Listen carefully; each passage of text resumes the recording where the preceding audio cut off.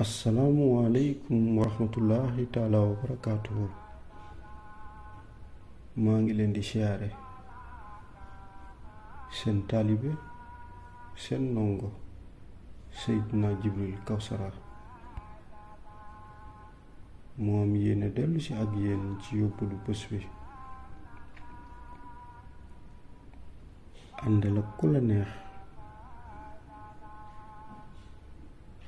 te xam ne yàgg moom yéene yam diine. bu diineem dëgëree moom mi ngay àndal sa diine ju dëgër la. bu diineem woyofee xamal ne ku woyof diine nga. bu diineem dëgëree moom mi ngay àndal sa diine ju dëgër la.